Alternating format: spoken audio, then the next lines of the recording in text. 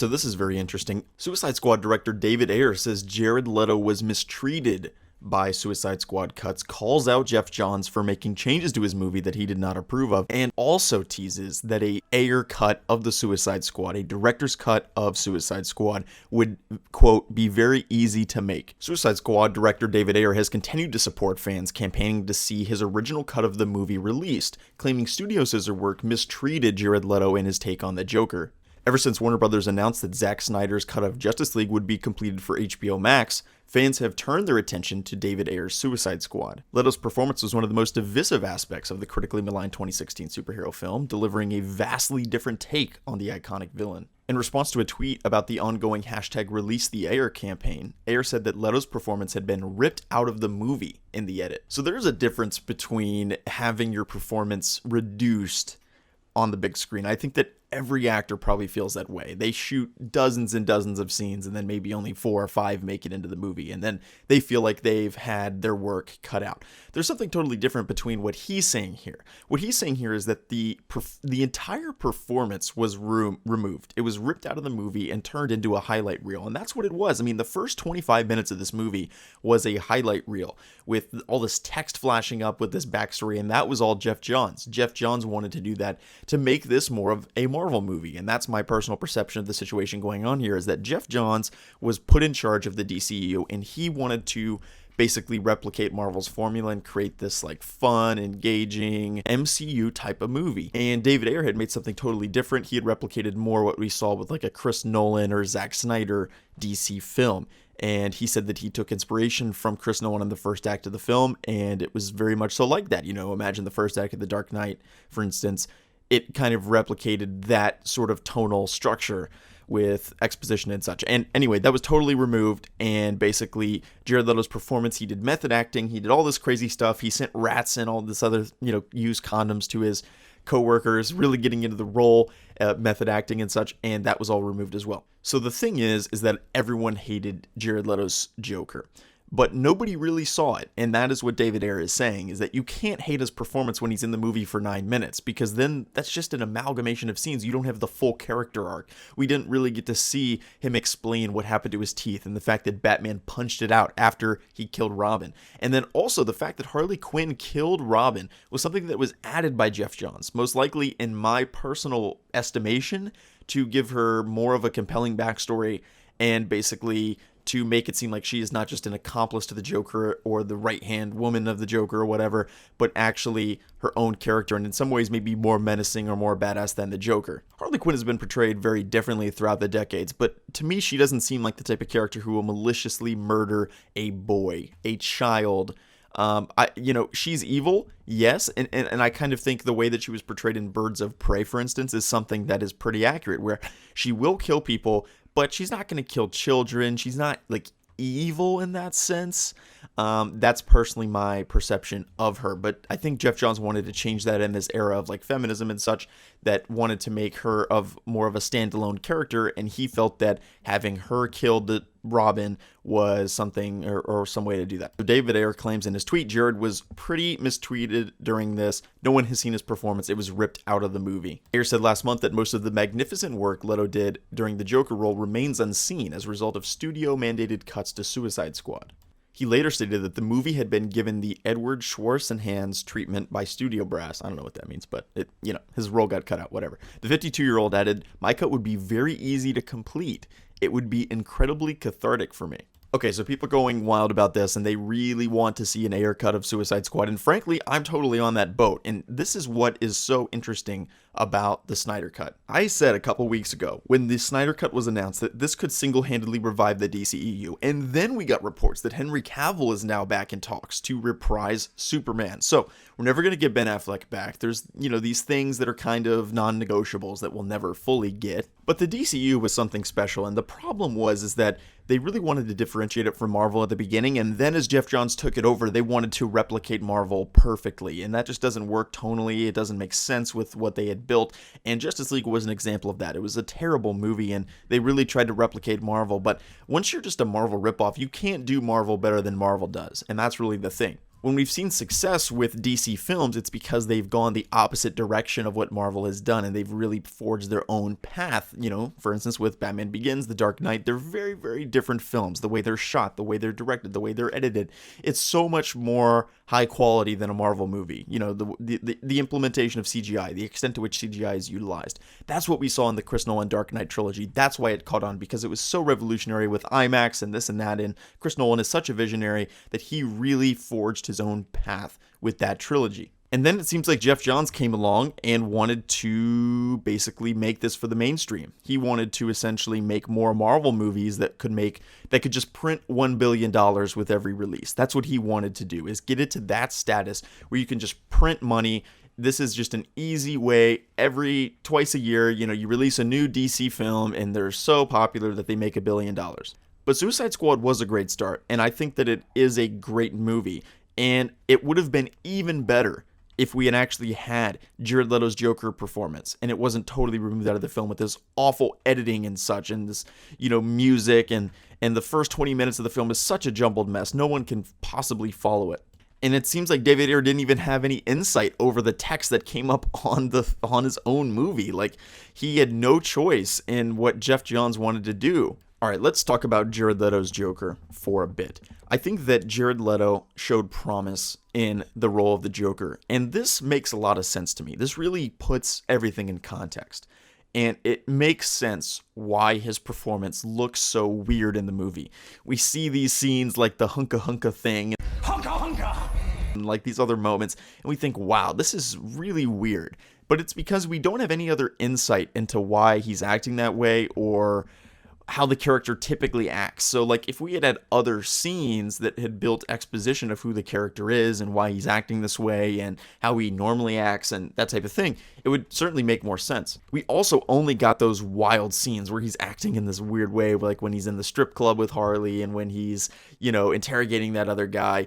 We never get to see him just like hanging out and, you know, kind of like these B-roll Joker scenes, okay? And they were all cut from the movie. His entire performance was cut. And then we also had these Harley and Joker scenes together that they shot and Jared Leto worked so hard on that were removed. And yes, I would like to see those scenes. Now, some people are just going to say, well, Jared Leto as the Joker sucks. I don't want to see the Ayer cut. That's so stupid. Suicide Squad was an awful movie, this and that. And I understand your perception on that, but you also have to understand that this cut of the movie could look totally different from what Geoff Johns put up in the editing room.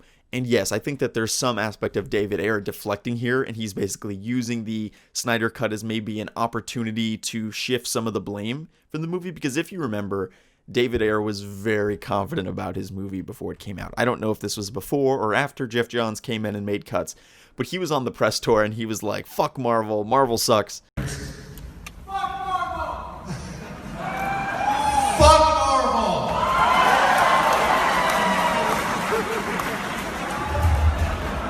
He was very confident in his film, and he talked so much with Will Smith about the set that they created and the climate on set and how they worked together and had such camaraderie and did team building exercises, this and that. So he talked a big game, and I think that a lot of people don't like him because of that, because he was so confident about his movie and it ended up being not the best. However, you know, what he's saying is that we haven't seen his movie yet, and it would be very cathartic for him to compile these Joker scenes, create an extended edition of the film. And frankly, I support that. I would love to see an Ayer cut of Suicide Squad. Jared Leto's Joker was in Suicide Squad for 11 minutes total. And when I had first seen the trailers for Suicide Squad, we all were so excited for a reason. We were excited because we get to see the Joker and Harley Quinn interact on screen for the first time. And then also Batman is in there. We had seen Batman in the trailers. Like, we thought, holy crap, this is going to be insane. Batman's in this movie. Ben Affleck's Batman, no less, is in the movie. And then we also have Jared Leto's Joker, Harley Quinn, and other DC characters like Deadshot, all interacting on the screen for the first time, and we thought, oh my god, that is amazing. Now, David Ayer has also acknowledged some of his mistakes with other parts of the movie. For instance, he said that Joker should have been the main villain instead of Enchantress. And yes, I mean, he's obviously right about that. That would have been much more compelling. Frankly, I don't even know why he would go that route. Like, if you can put Joker, Harley Quinn, and Batman in a movie together, why would you not incorporate all three of those characters very heavily? This is what I'm saying about the DCEU. Like, they always try to save things. They always try to save Deathstroke for the next movie. They try to save the best villains and the best Batman moments. But we want to see Robin get shot on screen in BVS. Don't save that scene and explain it later in the Batman trilogy. That's what Zack Snyder thought. Is he said, well, what we'll do is we'll make a new Batman trilogy with Ben Affleck, and then we'll explain the Robin scene. But I don't want to show it right now. So when Bruce Wayne comes into his Batcave, looks up to the Robin suit, and he doesn't want to show that. But what we really wanted to see was a flashback scene. We wanted to see Jared Leto's Joker and Batman brawling it out. We want to see, him kill Robin, and then we want to see him punch out the Joker's teeth. We want to see all of those scenes on screen. That's the most interesting stuff. And what the DCU is doing is they're excluding the most interesting scenes from the comics that we really want to see. They're excluding that backstory and trying to save it for later. That's what Zack Snyder was thinking, is he said, well, we'll save this for the Batman trilogy. We'll maybe show it in the second Batman movie in like 2025 or something. And that never happened. We saw that it's not a guarantee. You can't bank on that. Same thing with Justice League. Let's have Steppenwolf as the main villain and then tease Darkseid at the very end. No. We want to see Darkseid in the first movie. We want to see Joker and Batman interacting in Suicide Squad. We want to see flashback scenes of Batman, Robin, and the Joker interacting in BVS. Not follow this bullet in the desert subplot. And that's really where, in my opinion, the DCU has gone awry. And then Geoff Johns comes in and he doesn't acknowledge this. He doesn't think that this is the problem with the DCU. What he thinks is the problem is that it's not funny enough. We need to add more funny stuff. Do you know how engaging those scenes with Batman, Jared Leto's Joker, Harley Quinn, Deadshot, all of them on screen together would have been? Do you know how amazing that would have been if it's the Suicide Squad with Harley Quinn and she has to fight the Joker, but she doesn't want to reveal to the rest of the squad that she actually is madly in love with him and therefore can't kill him, and then she has the opportunity to kill him, and then they want her to kill him and he just can't. And then Batman is thrown in the mix. Batman comes to dissolve the situation because there's a fight between Joker and the Suicide Squad and Joker's henchmen. And then Batman comes in and he's trying to defuse the situation. He's fighting both sides, getting shot at from both sides. And it's this whole thing.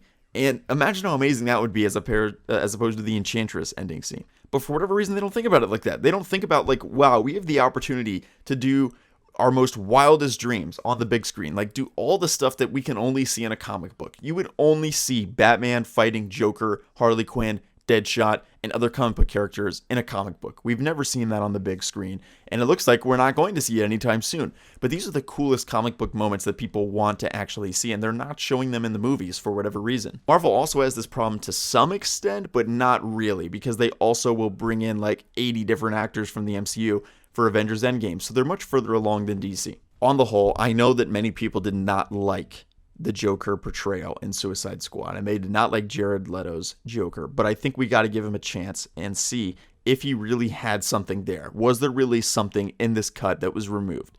And we have all these extra scenes with the Joker, and I would watch a 4-hour cut of Suicide Squad. Most certainly, I would watch those bonus Joker scenes with Harley. That would be amazing. In my opinion, that's the most interesting aspects of the movie that was cut out. The best scene in the movie is the chemical romance, chemical marriage scene where they both fall into the vat of acid. The music swells. It's a great, great scene because it shows that Harley Quinn basically chooses Joker. She chooses that she wants to follow his path in life and, bleaches her skin, and just like the Joker did. And the difference being is that Joker did not choose to have that life, but Harley Quinn did, because she loves him that much and she's that obsessed with him that she wants to follow him on that journey.